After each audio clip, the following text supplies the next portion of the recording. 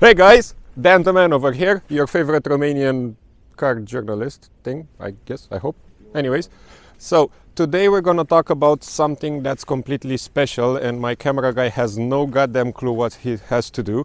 Just move backwards, that's it. Okay, so we have a very special car. No, not this one. This is something you're gonna see in the next episode, even though this is special as well. We have the first all-electric vehicle that Toyota makes. So this is the BZ4X. This is quite an exquisite design. It's either you hate it or you love it. It's something completely out of the ordinary and completely original.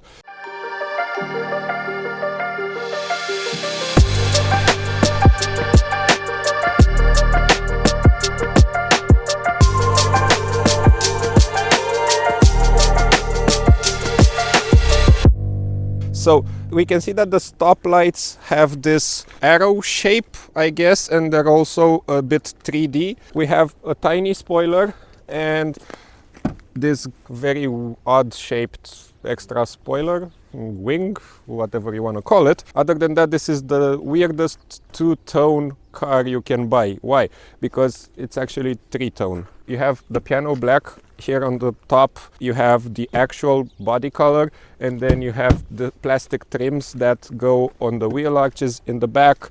Here at the doors also, it's good that they open with the doors, so that's something that's very well thought of, because you don't want to get yourself dirty when you get in the car. I shouldn't have done that. Okay, next. Front wheel arches as well, and a little bit of the bumper, but at the same time piano black. So it's very weird as a design, but at the same time, if it's original, why the hell not? A very interesting detail is this. So the cap for the electric charging is split into two by the plastic trim. That's a weird approach. We have 71 kilowatts hour over here in the engine. Unfortunately, we do not have a frunk, but this is the engine. This is the two-wheel drive car, 71 kilowatt hours, 204 horsepower, 270 newton meters of torque, 280 I guess. The conversion is down below. You can also buy it in four-wheel drive. That basically just adds up one more engine for the rear wheels, but you only get about 14 horsepower extra. So the car is definitely not fast. Everything just moved when I closed this. Okay, but apparently it's fragile, even though it's not fast. We do not know the top speed, but I'm gonna try to find out, but I will not guarantee that I will succeed, because it might get illegal. Other than that, you can make north to 60 in 8.5 seconds. Something like that. The interior is once more all original, all brand new. It's completely out of the box for everything that Toyota made so far. There is one issue though. Every time you want to go in the car, you will honk. But other than that, this is the biggest wheel column that you will probably see on any car. But if you don't put the steering wheel in the lower sitting, you will not see anything. Literally anything. Give me the camera so I can show them. So these are my eyes. See? Beautiful eyes. This is what my eyes see. I need the key. Give me the key. Thank you. I added up the key. So if we turn it on, we have easy access, easy entry, easy everything. We have a nice animation over there, but that's about it.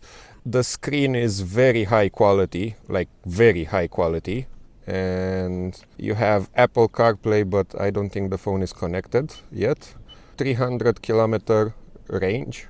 So that's actually decent because it's very cold outside. You have a huge Apple CarPlay, see? Like the whole screen.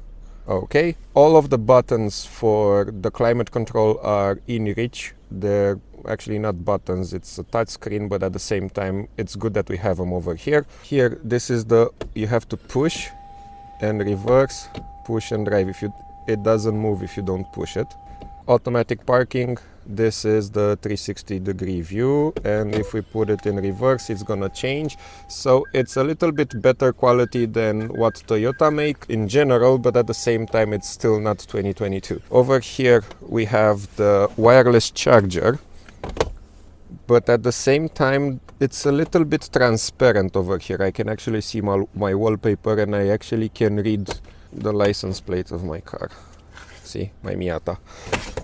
Other than that, over here you have another huge space for anything, and you can even put your phone over there if you want. It looks weird, but it's something a bit more hidden.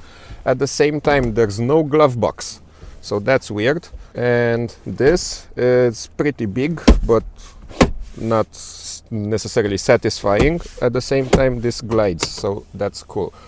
You can put only bottles in the door pockets, but I guess you can fit 2 of them, so that's good enough. And if we go in the back, we can see that we have a shit ton of space. And why do I say that? Because the seat already put itself backwards, and I still have all of the space I need over here, and even in the above my head. Other than that, there's this big ass panoramic roof, and I like it. You cannot open it though, so that's a bad thing. And in case you're a drug dealer, you have here your hiding spot, so that's cool. A lot of cup holders. We counted 12 cup holders in this whole car, so that's a lot. Couple of USB-Cs. You also have another one in the front, plus an USB-A. In the middle, this is not high up, so you can travel like 3 people at the same time, so that's nice. There's actually a lot of space in the car, at least here in the back. And that's a Mustang. That's a loud Mustang. See, we have muscle cars in Romania as well. The boot is also humongous, 500 and... tell me. 465. So 465 liters here in the trunk, so that's a lot. We have a subwoofer for the JBL sound system, and we have the cables over here. And something else that we did literally all day with this car was bzzz. So yes, it's a funny car, I can say.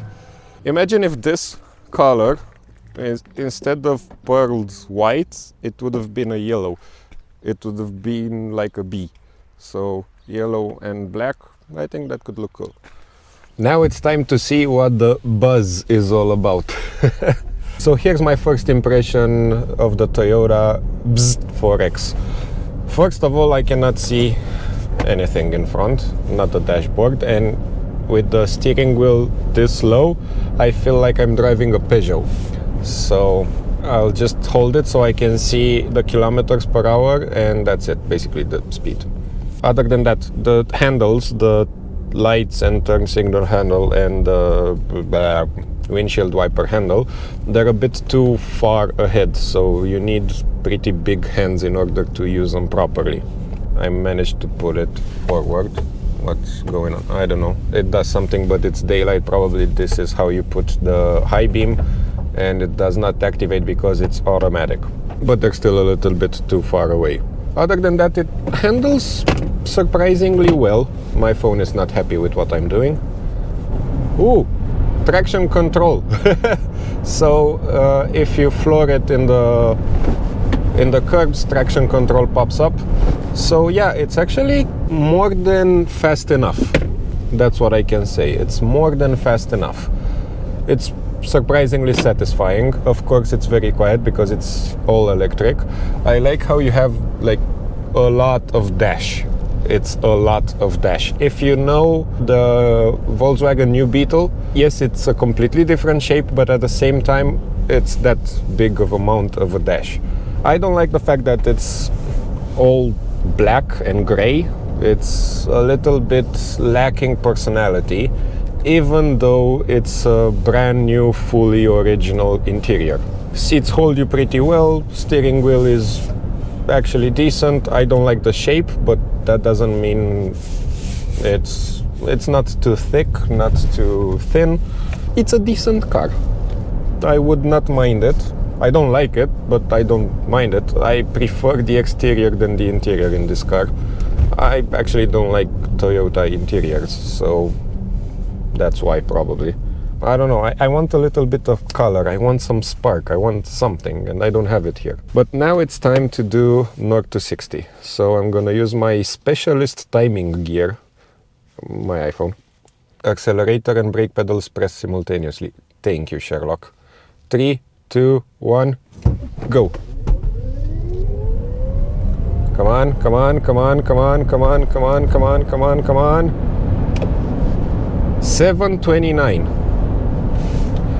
So this is actually 1 second faster, 1.1 seconds faster than what Toyota declared. And it's also a little bit wet, but at the same time I had no wheel spin, so it did a pretty good job launching. I have a special holder for my phone, so I'm just gonna use that. So A-pillars are very thick. It restricts a little bit of visibility, but at the same time they put this tiny bit of window over here, so it helps a lot. It helps very much. The C-pillars are humongous though, but you don't care about those. Visibility is very good everywhere. There's actually a lot of light inside, but the fact that it's a full black interior doesn't help the case too much. JBL sound system is above decency. I prefer the Bose ones. I know Toyota doesn't come with Bose sound system, but I don't know. I think those are a pretty good comparison, because I cannot compare them with Harman Kardon or Bowers and Wilkins or whatever. Basically, this is an honest car, a little bit expensive. So the two-wheel drive car starts from 50,000 euros and ends up in the luxury edition about 62, I think, and the four-wheel drive one starts at around 53 and ends up at about 65, depending on the trim level you get, and they are 4 trim levels, by the way. I've been struggling with this regarding electric vehicles, because they are not drivers' cars. So all of the electric vehicles, in my opinion, lack personality, even though we have some that try to compensate through design, but you're lacking everything regarding the driver's point of view. So if you like to drive, if you love cars, it's a bit odd with these electric ones, because everything is basically fake. No feedback, you have no idea what the wheels are doing. It has also a tiny bit of a delay. I would like to compare this with the Kia EV6, but I cannot compare it because of the fact that the Kia is way faster and more powerful. It's 150 horsepower more than this one. Everything is pointy like an arrow, so that's another design artifact that these guys do. It's quite nice though. I mean, for a daily driver, especially if you live in a city, is nice. Look, a speed bump. Surprisingly decent. More than decent, actually. So, yeah, it's not a bad car at all. It's not a bad car at all. If you need a big city cruiser, this could be it very well, actually. The range depends on the season, of course. Now it's winter, so we expect about 300 to 350.